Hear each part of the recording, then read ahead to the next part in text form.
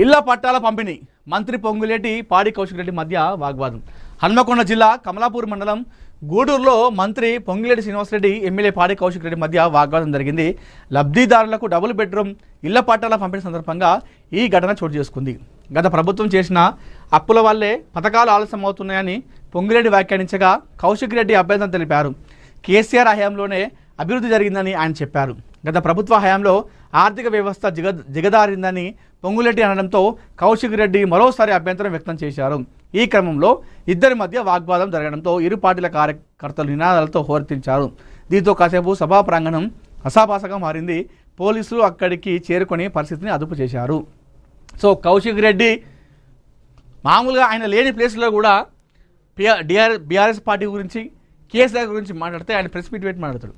అదే ఆయనను పక్కనే పెట్టుకొని బీఆర్ఎస్ గత ప్రభుత్వం గురించి బీఆర్ఎస్ ప్రభుత్వం వల్ల ఇలా తయారని చెప్పేసి అంటే ఆయన ఒప్పుకుంటాడా కౌశిక్ రెడ్డి? హుజరాబాద్ ఎమ్మెల్యే అంటే అది హన్మకొండ జిల్లాలో జరిగింది కమలాపూర్ మండలం. కానీ అది కమలాపూర్ వచ్చేసి మండలం హుజరాబాద్ కాన్స్టిట్యూన్సీ కిందకి వస్తుంది. అంటే ఆయనే ప్రాతినిధ్యం వహిస్తున్నటువంటి ఎమ్మెల్యేగా ఉన్నటువంటి కాన్స్టిట్యూన్సీ కిందకి వస్తుంది కమలాపూర్ అనేది. జిల్లా వచ్చేసి హన్మకొండకు పోయింది, కానీ అసెంబ్లీ కాన్స్టిట్యూన్సీ కమలాపూర్ది హుజరాబాద్ కిందకి వస్తుంది. అయితే అక్కడ ఈ విషయంలో ఇళ్ల పట్టాల విషయంలో మేము చేసినామంటే మేము చేసినామని చెప్పేసి ఈ మాట అనడంతో పొంగిరెడ్డి ఒక్కసారిగా కౌశిక్ రెడ్డి సీరియస్ కావడం జరిగింది. మైక్ తీసుకొని బరాబర్ ఇవాళ కాంగ్రెస్ పార్టీ ఇచ్చినటువంటి ఇల్లు ఇందిరమ్మ ఇల్లు పేరుతో ఇచ్చినటువంటి అన్ని ఇల్లు కూడా గతంలో కేసీఆర్ కట్టించినాయే, గత బీఆర్ఎస్ పార్టీ కట్టించినటువంటి ఇళ్ళనే ఇప్పుడు కాంగ్రెస్ పార్టీ ఇస్తుంది అని చెప్పేసి చెప్పడంతో ఇరు వర్గాల మధ్య కాస్త గొడవ జరిగింది. కాసేపు చాలాసేపు అక్కడ పెద్ద రచ్చ అయింది. అక్కడ పొన్నం ప్రభాకర్ పొంగిలేటి ఇద్దరు వారిస్తున్నా కూడా కౌశిక్ రెడ్డి అసలు వెళ్ళలేదు. మైక్ తీసుకొని అబద్ధాలను మీరు గట్టి చెప్పినంత మాత్రం నిజాలు కావని చెప్పేసి ఆయన వారించడం జరిగింది. కాసేపు చాలాసేపు కూడా అక్కడ వాగ్వాదం జరిగింది. ఆ కార్యక్రమానికి చాలామంది కాంగ్రెస్ కార్యకర్తలు బీఆర్ఎస్ కార్యకర్తలు వచ్చారు. కౌశిక్ రెడ్డి ఆ విధంగా ఆయన కౌశిక్ రెడ్డి తీసుకొని మైక్ తీసుకొని మాట్లాడడంతో కొంచెం బీఆర్ఎస్ పార్టీ కార్యకర్తలు ఎక్కువ ఉంటున్నారు. అందరూ గట్టిగా అరిచారు. కేసీఆర్ పేరు ఎత్తగానే చాలామంది కూడా గట్టిగా అరవడం జరిగింది.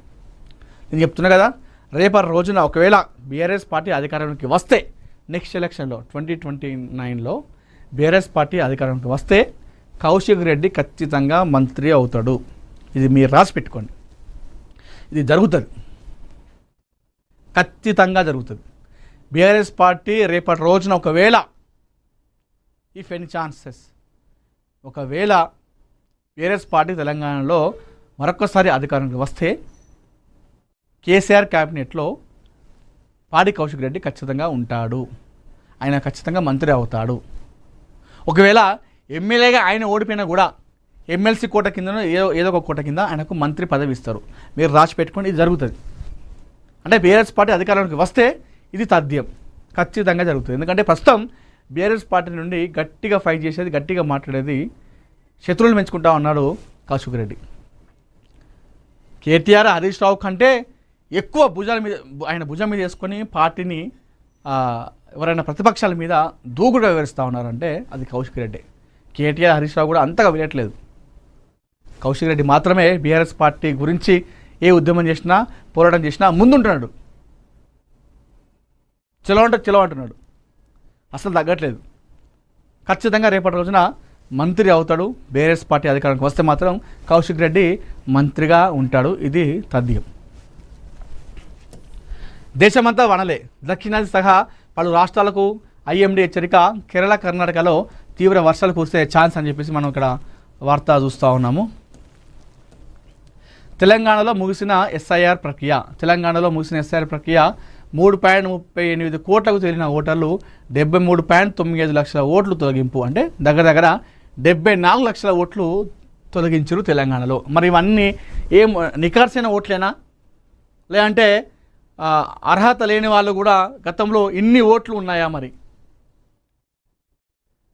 దగ్గర 74 లక్షల ఓట్లు అంటే మామూలు విషయం కాదు. ఇది ఎంతోమంది ఎమ్మెల్యేలు తమ భవిష్యత్తు అంటే కింద మీద అయ్యేటువంటి లెక్కలు ఇవి. మరి ఇన్ని ఓట్లు ఏ విధంగా తొలగించారు? ఇవన్నీ మరి దొంగ ఓట్ల, లేకపోతే చాలామంది కూడా వాళ్ళు అప్లై చేసుకోక తెలియక ఈ విధంగా జరిగిందా అని తెలియదు. కానీ తెలంగాణలో మొత్తం 74 లక్షల ఓట్లు తొలగించారు. మరి ఇది ఎవరికి ప్లస్ అవుతుంది, ఎవరికి మైనస్ అవుతుంది అనేది కూడా చూడాలి. చాలామంది ఏమంటున్నారంటే ఎస్సీ ఎస్టీ బీసీ మైనార్టీలకు సంబంధించిన ఓట్లే గల్లంతేనని చెప్పేసి చాలామంది చెప్తా ఉన్నారు. అటు కాంగ్రెస్ పార్టీ బీఆర్ఎస్ పార్టీ వాళ్ళు చెప్తారు. ఎందుకంటే కేంద్ర ప్రభుత్వం ఇదంతా చేసింది, తెలంగాణలో అధికారంలోకి రావడానికి వాళ్ళు ఈ విధంగా ప్రయత్నం చేస్తూ ఉన్నారు. ఈ విధంగా ఎస్టీ ఎస్టీ మైనార్టీల ఓట్లు తొలగించింది కేంద్రం అని చెప్పేసి అటు ప్రతిపక్షాలు అయితే ఆరోపిస్తున్నాయి కేంద్ర ప్రభుత్వం పైన. దానికోసమే ఈ ఎస్ఐఆర్ ప్రక్రియ వచ్చింది. అందుకే మన మమతా బెనర్జీ ఓడిపోవడానికి కారణం కూడా ఈ ఎస్ఐఆర్ ప్రక్రియ వల్లనే, ఈ ఓట్ల తొలగింపు వల్లనే అక్కడ ఓడిపోయింది. సో నెక్స్ట్ టార్గెట్ మన తెలంగాణ మీద పెట్టారు కాబట్టి ఇప్పుడు అదే నడుస్తూ ఉందని చెప్పేసి ఇటు ప్రతిపక్షాలు ఆరోపిస్తూ ఉన్నాయి. మరి ఇప్పుడు 74 లక్షల ఓట్లు అయినాయి అంటే పోయినాయి అంటే మరి ఆ 74 లక్షల ఓట్లు గతంలో ఓట్లు వేసిన వాళ్ళే కదా. మరి ఆ ఓట్లు దొంగ ఓట్లా లేకపోతే అర్హుల కాకుండా ఇచ్చిన ఓట్లా, అసలు ఏందనేది అర్థమవుతుంది. 74 లక్షల ఓట్లు తొలగింపు అంటే మామూలు విషయం కాదు. మరి అది ఏందనేది చూడాలి. మళ్ళీ దీనికి అప్లై చేసుకునేటువంటి అవకాశం కూడా ఉంది. ఎవరైతే ఓట్లు పోయినాయో మళ్ళీ వాళ్ళకు కొంత టైం ఇచ్చారు దానికి చెప్పుకోవడానికి సమస్య.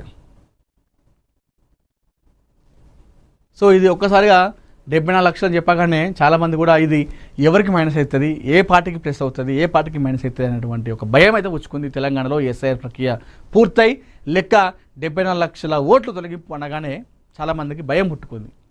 మరి ఏ పార్టీకి భయం పుట్టుకుందో వాళ్ళే చెప్పాలి. గోవిందనామాలతో వైకాపా పేరడి. తిరుమల శ్రీవారిని భక్తితో కొలుస్తూ ఆలపించే పవిత్ర దైవనామాలు, భక్తి గీతాలను వైకాపా నేతలు పేరడీలుగా పాడారని జనసేన అధినేత AP deputy CM Pawan Kalyan ఖండించారు. నెల్లూరులో నిర్వహించిన నిరసన కార్యక్రమంలో వైకాపా నేతలు వ్యవహరించిన తీరుపై ఆయన ఆగ్రహం వ్యక్తం చేశారు. ఈ మేరకు జనసేన పార్టీ ఎక్స్లో వెల్లడించింది. దీనిపై చట్ట ప్రకారం ముందుకెళ్లాలని పార్టీ నేతలకు పవన్ దిశానిర్దేశం చేసినట్లు పేర్కొంది. ప్రతిపక్ష హోదా కూడా లేని పార్టీ రాజకీయాల కోసం పవిత్ర గోవింద నామాలను పేరడిగా చేస్తూ భక్తుల మనోభావాలను కించపరిచింది. ఆ కార్యక్రమంలో పాల్గొన్న వారు వ్యవహరించిన తీరు ధార్మిక విశ్వాసాలకు విఘాతం కలిగించేలా ఉంది. మత విద్వేషాలు రేపే కుట్రపూరిత ఆలోచనలతో చేసిన ఈ చర్యలపై పార్టీ నేతలు చట్ట ప్రకారం ముందుకెళ్ళాలి. ధార్మిక విశ్వాసంలో భాగమైన దైవనామాలు, కీర్తనలను అపహాస్యం కోసం వాడే విధానాన్ని అందరూ విడిచిపెట్టాలని పవన్ సూచించారు. సో అక్కడ ఒక పేరడిగా వాళ్ళు ఒక నిరసన కార్యక్రమం చేస్తే ఆ నిరసన కార్యక్రమంలో గోవింద నామాలతో వాళ్ళు పేరడి చేశారు వైసీపీ నాయకులు అని చెప్పేసి పవన్ కళ్యాణ్ ఎక్స్లో వాళ్ళు వివరించారు. అయితే ఎంతో కొన్ని కోట్ల మందికి ఆరాధ్య దైవంగా ఉన్నటువంటి తిరుమల తిరుపతి వెంకటేశ్వర స్వామి పైన పేరడి చేస్తారా, రాజకీయం కోసం ఈ విధంగా చూపిస్తారా, ఇంత నీచాన్ని దిగజారుతారని చెప్పేసి పవన్ కళ్యాణ్ తీవ్రస్థాయిలో మండిపడడం జరిగింది.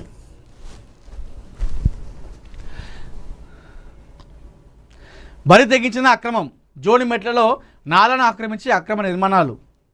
నాడెం నాలపై యథేచ్ఛగా కొనసాగుతున్న కమర్షియల్ నిర్మాణాలు. నాలా ఆక్రమణలతో నీట మునుగుతున్న